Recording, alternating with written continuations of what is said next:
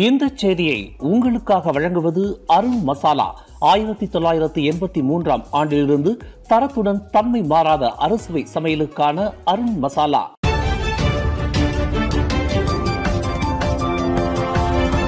வணக்கம். திசைகளின் ஒரு மணி செய்திகள். பிரதமர் பதவிக்கான தவணை காலத்தை கட்டுப்படுத்துவதா?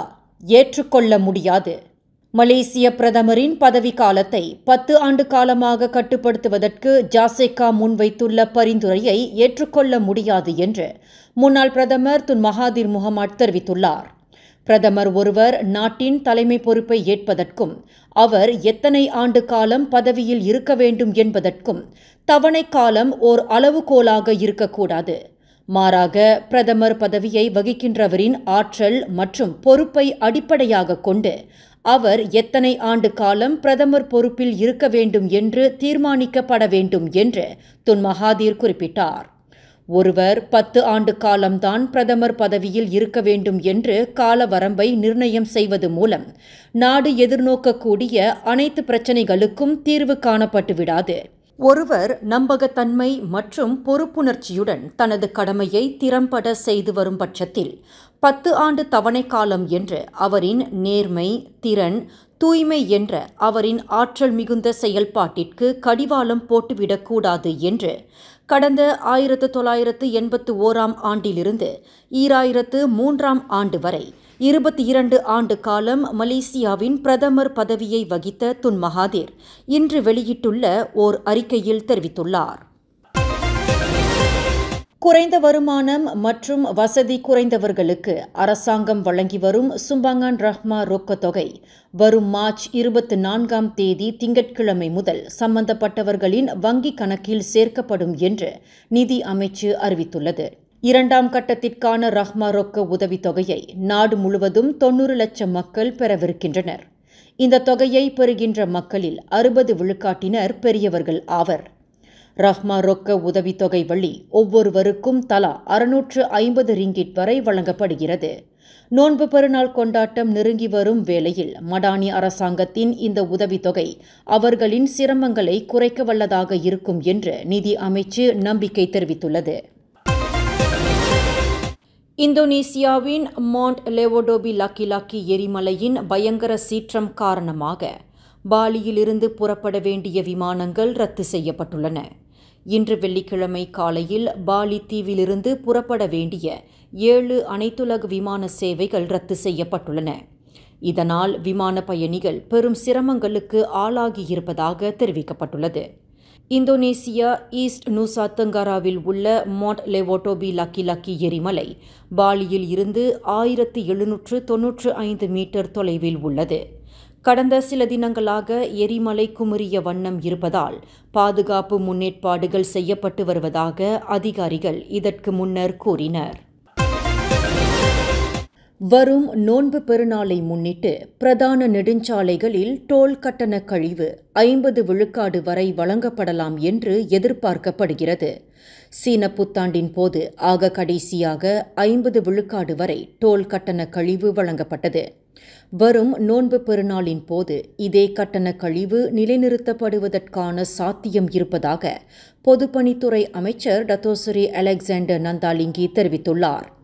டோல் கட்டணத்தை 50 விழுக்காடு குறைப்பது குறித்து தனது அமைச்சு ஆராய்ந்து வருவதாக அவர் குறிப்பிட்டார்.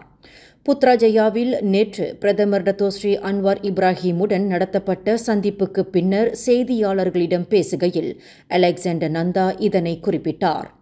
டோல் கட்டண கழிவு வழங்கப்படுவது குறித்து விரைவில் அறிவிக்கப்படும் என்று அமைச்சர் தெரிவித்தார்.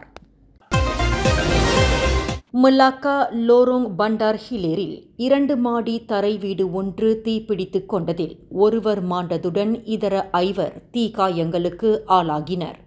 இச்சம்பவம் இன்று அதிகாலை 3:58 மணியளவில் நிகழ்ந்தது.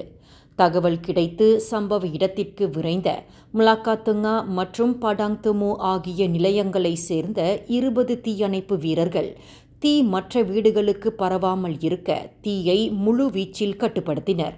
இத்தீ விபத்தில் தரை வீடு 70 விழுக்காடு சேதமுற்றது. பாதிக்கப்பட்டவர்கள் அனைவரும் மேல் மாடியில் சிக்கிக் கொண்டனர். 5 மீட்கப்பட்ட வேளையில் ஒருவர் இறந்துவிட்டதாக மருத்துவ அதிகாரிகள் உறுதிப்படுத்தினர் என்று மலாக்கா தீயணைப்பு மீட்பு படை முதிர்நிலை அதிகாரி சுஹைமி அத்தான் தெரிவித்தார். காயமுற்ற 5 4 50க்கும் 76க்கும் இடைப்பட்ட வயதுடைய ஆண்கள் ஆவர். எஞ்சிய நபர் 38 வயதுடைய ஒரு பெண் ஆவர் என்று சுஹைமி அத்தான் விளக்கினார். காயமுற்ற 5ரும் மலாக்கா மருத்துவமனையில் சேர்க்கப்பட்டுள்ளனர். தீ ஏற்பட்டதற்கான காரணங்கள் ஆராயப்பட்டு வருவதாக அவர் மேலும் கூறினார். ஜொஹூர் மாநிலத்தில் நேற்று பல மணி நேரமாக பெய்த கனத்த மழையில் 10,000க்கும் மேற்பட்டவர்கள் பாதிக்கப்பட்டுள்ளதாக அறிவிக்கப்பட்டுள்ளது. ஜொஹூரில் மட்டுமின்றி சபா சரவாக்கிலும் நேற்று வானிலை மோசமாக இருந்ததாக அறிவிக்கப்பட்டது. ஜொஹூரில் இன்று காலை 8 மணி வரை பதிவு செய்யப்பட்ட கணக்கின்படி 10,000க்கும் மேற்பட்டவர்கள் வெள்ளத்தினால் பாதிக்கப்பட்டதாக மாநில பேரிடர் நிர்வாக குழு தலைவர் தான்ஸ்ரீ டாக்டர் அஸ்மி ரொஹானி தெரிவித்தார்.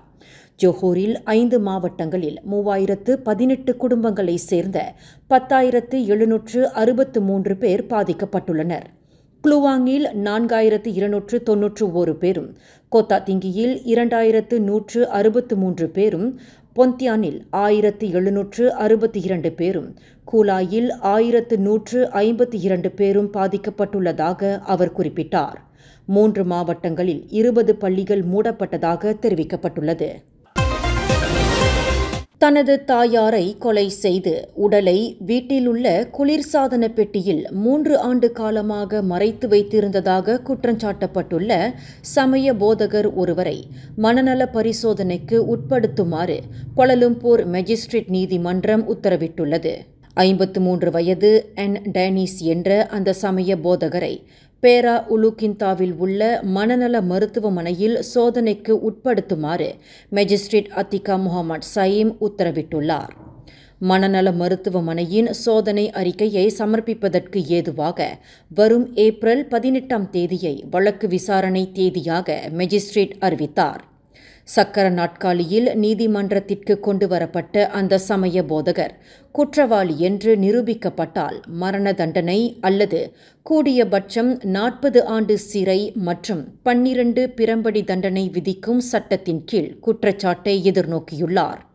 கடந்த 2021ஆம் ஆண்டு மார்ச் 21க்கும் 26க்கும் இடைப்பட்ட காலகட்டத்தில் கோலாலம்பூர் பழைய கில்லான் சாலை தமான் ஓயூஜி கார்டனில் உள்ள தனது வீட்டில் 77 வயதுடைய தனது தாயாரான கேட்ரின் டேனியல் என்பவரை கொலை செய்து சடலத்தை குளிர்சாதன பெட்டியில் மறைத்து வைத்திருந்ததாக அந்த சமய போதகருக்கு எதிரான குற்றச்சாட்டில் தெரிவிக்கப்பட்டது.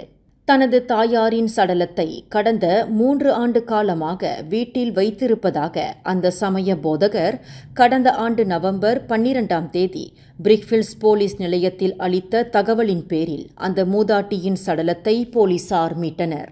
இந்த செய்தியை உங்களுக்காக வழங்கியது அருண் மசாலா. 1983ஆம் ஆண்டிலிருந்து தரத்துடன் தன்மை மாறாத அறுசுவை சமையலுக்கு அருண் மசாலா. மேலும் செய்திகளை தெரிந்து கொள்ள கீழே இருக்கும் பெல் பட்டனை அழுத்துங்கள். உங்கள் மகிழ்ச்சியை வெளிப்படுத்த லைக் மற்றும் ஷேர் செய்யுங்கள். தொடர்ந்து திசைகளோடு இணைந்திருக்க சப்ஸ்கிரைப் செய்யுங்கள்.